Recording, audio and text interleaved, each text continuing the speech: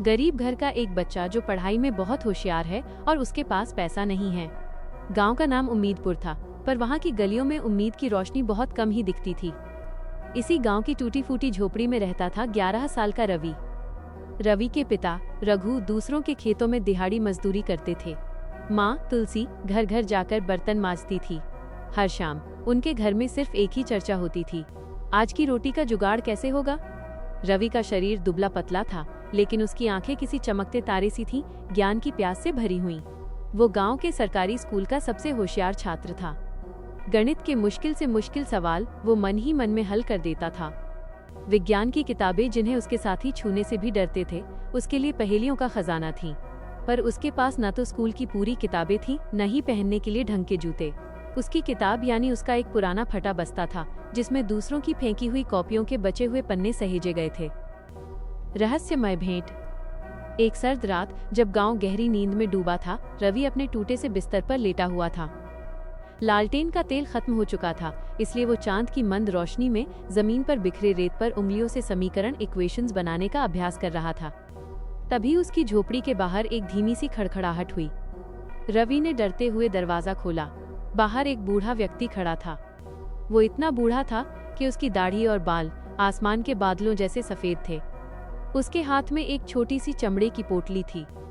बूढ़े ने धीरे से कहा, बालक, मैंने तुम्हारी मेहनत और तुम्हारी आंखों की चमक देखी है। मैं तुम्हें एक भेंट देने आया हूँ। रवि ने पूछा, कौन है आप और मुझे क्या देना चाहते हैं? बूढ़े ने पोटली रवि की ओर बढ़ाई। मेरा नाम जानकर क्या करोगे? मैं तो बस राहगीर हूँ। इस पोटली में कुछ है जो तुम्हारे सवालों के जवाब में तुम्हारी मदद करेगा। इसे सिर्फ तभी खोलना जब तुम्हें लगे कि तुम्हारी राह में कोई ऐसी रुकावट है जिसे तुम अपनी बुद्धि से पार नहीं कर पा रहे हो। ये कोई जादू नहीं है, बस एक मार्गदर्शन है। इतना कहकर वो बूढ़ा व्यक्ति धुंध में कहीं गायब हो गया, जैसे वो कभी था ही नहीं। रवि ने डरते डरते पोटली ली और उसे अपनी फटी किताबों के नीचे छिपा दिया। मार्गदर्शन का रहस्य। अगले कुछ वर्षों तक रवि अपनी गरीबी से लड़ता रहा। उसने लकड़ी बीनकर, चाय की दुकान पर बर्तन धोकर अपनी पढ़ाई जारी रखी। जब भी कोई परीक्षा आती या कोई बड़ा फैसला लेना होता, रवि को बूढ़े की बात याद आती, सिर्फ तभी खोलना जब तुम अपनी बुद्धि से पार न पा रहे हो। 10वीं की परीक्षा में वह पूरे जिले में प्रथम आया। 12वीं में भी उसने यही कमाल दोहराया। उसकी चर्चा दूर दूर तक होने लगी, लेकिन उच्च शिक्षा के लिए उसके पास एक भी पैसा नहीं था। ये वो क्षण था जब उसे लगा कि उसकी राह में सबसे बड़ी रुकावट आ गई है, धन का अभाव, जिसे उसकी बुद्धि भी पार नहीं कर सकती थी। उसने कंपकपाते हाथों से चमड़े की पोटली खोली। अंदर एक कागज का टुकड़ा था। न कोई सोना, न कोई जादुई मंत्र, सिर्फ एक साधारण सा हाथ से लिखा हुआ संदेश था। मेहनत की नींव पर बना ज्ञान धन के महल से अधिक मजबूत होता है। शुल्क माफी पत्र गांव के मुखिया के पास है। रवि चौंक गया। दिल्ली विश्वविद्यालय, शुल्क माफी पत्र? वो तुरंत गांव के मुखिया के पास गया।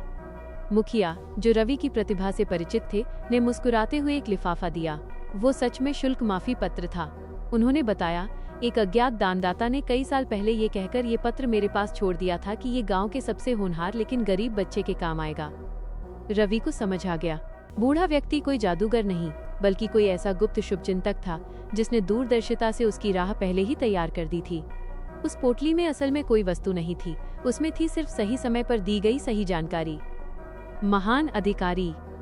रवि ने दिल्ली पहुंचकर दिन रात एक कर दिया। वो रात को सुरक्षा कर्मी का काम करता और दिन में अपनी पढ़ाई। उस कागज के मार्गदर्शन ने उसे यह विश्वास दिलाया था कि मेहनत ही असली चमत्कार है। समय बीतता गया। रवि ने कड़ी मेहनत की और अपनी पढ़ाई पूरी करने के बाद उसने देश की सबसे कठिन प्रशासनिक सेवा की परीक्षा दी। 20 साल बाद उम्मीदपुर गांव के बाहर एक सरकारी वाहन आकर रुका। उसमें से जो व्यक्ति बाहर निकला, उसके चेहरे पर वही पुरानी चमक थी, लेकिन आत्मविश्वास और गरिमा से भरी हुई। ये थे अधिकारी रवि, जिनका नाम अब पूरे देश में ईमानदारी और कर्तव्य निष्ठा के लिए जाना जाता था। वो गांव के सबसे गरीब घर से निकलकर उस जिले के सबसे बड़े महान कलेक्टर अधिकारी बन चुके थे। कि गरीबी और अभाव कोई रुकावट नहीं है, अगर आपके पास ज्ञान और सही राह दिखाने वाला एक मार्गदर्शक हो।